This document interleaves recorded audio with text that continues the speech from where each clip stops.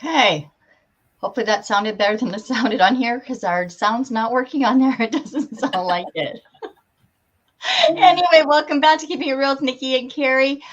Today we're just going to go over some numbers. We've been missing in action for like the last 2 weeks, but we're kind of rounding up into summer. And I know school started for pretty much all of our Washington kids today. I say that here in Nebraska, and people look at me like I'm crazy, like you guys haven't started yet. And my answer is like, no, we haven't started yet. So today was first day of school. So welcome back to all the kids at school. I'm sure they're having a blast and love getting out of the house again to meet with their friends.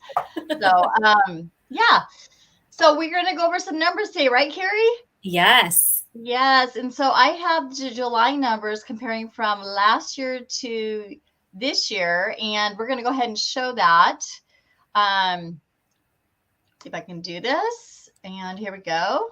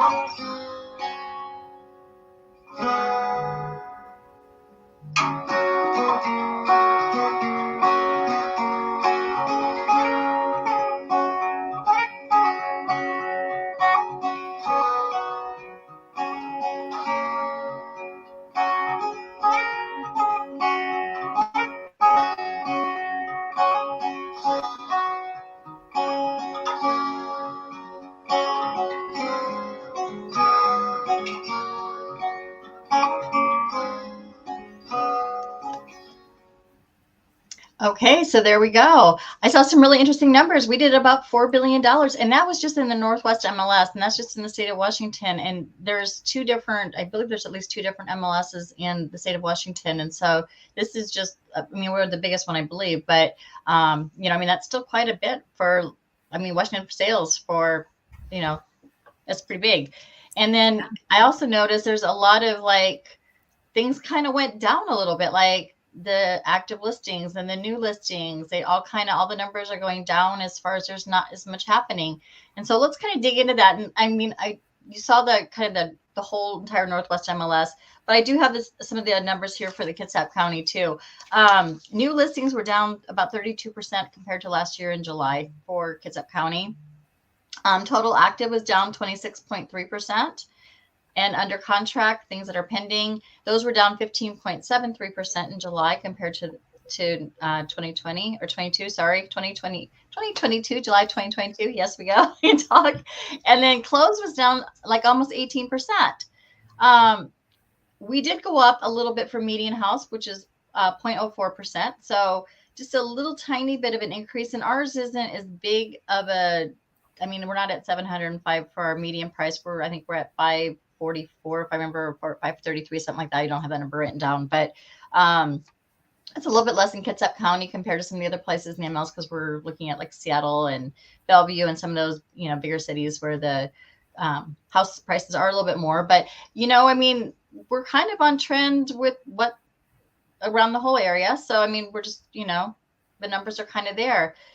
So, and we only have 2 months of 1.63 of homes being, or before we sell all the houses are on the market. If we had to sell the house on the market, it would take about 1.63 months. So it's kind of interesting because we're still getting, out there, there's still being multiple bids happening. It's still, the prices are still going up. It's still very competitive as far as, if you're out shopping. And we know that the interest rates have been high and stuff like that. But I think of a lot of the differences is that there's just, if you're in a home, you might just not, it's hard to upgrade or to downgrade or to do anything because of, the rates and stuff, and not being able to get the kind of house that you're currently in maybe right now. So there's not a lot of people who really want to sell their homes. But the people who are still getting a pretty good return on their investment as far as, the cost of the house. What do you think, Kerri? Well, it's interesting that you said that, because I just recently heard that same thing, that a lot of people aren't putting their homes on the market because they refinanced when the rates were really low. So if you're in between like a 2.5 and a 3.5%, why would you want to sell just to go into a higher interest rate, unless you are moving or wanting to either, like you said, upsize or downsize?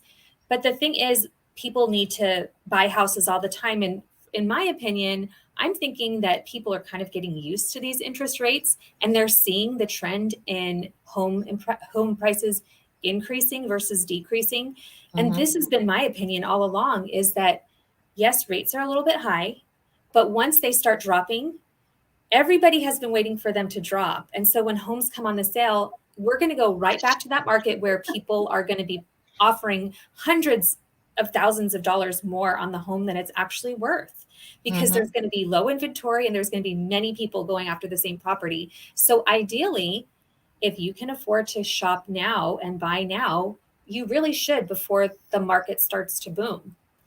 Right. Because I mean, So a couple of years ago, it was just insane. I mean, people were like almost giving their firstborn kid up, you know, get into yes. a house because it's like, they wanted to move, they wanted to upsize or downsize, or I mean, maybe it wasn't like they had to move, because I mean, we have a very transient community because we've got a lot of military in our community, but it's, I mean, still people, you have different needs, and it's like, do I put off moving now, or do I wait, or do I just jump on, like you said, and take that, go for that higher rate for a little bit, get the house I want that I'm dreaming about, and go from there. So it is kind of an interesting situation, but there are a lot of sellers right now who, just absolutely like, I thought about it. I had probably about 3 or 4 this year.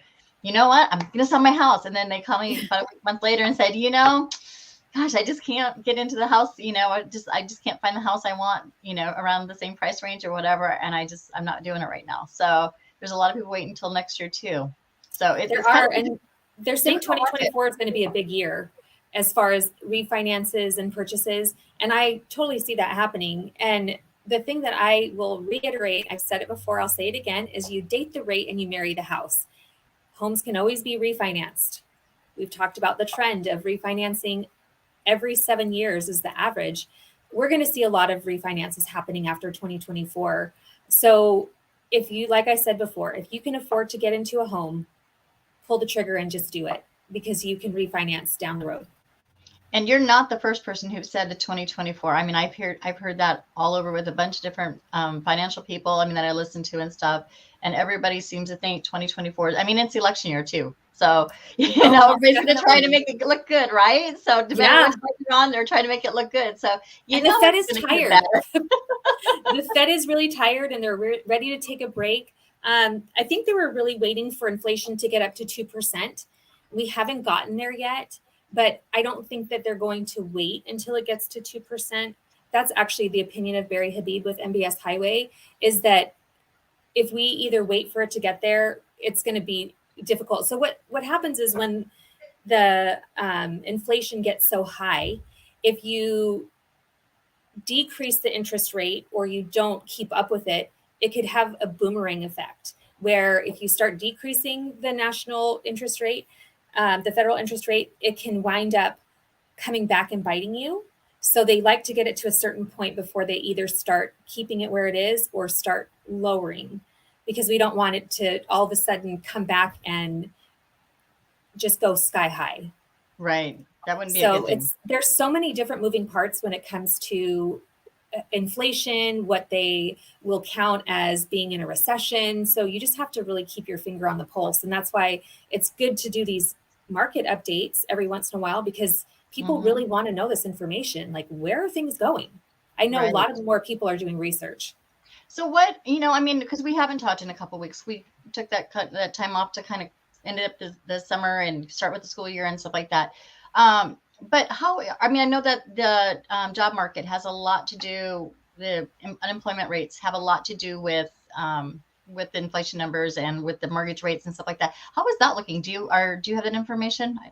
That's one thing I didn't look up. I was really checking on other numbers, like what the home prices are doing, what the interest rates are doing. So I will definitely have that for next week so I can look at those. Sorry, normally I do. Well, it's weird. I've just all of a sudden gotten super busy, which is great for me, but not great for me doing my market updates.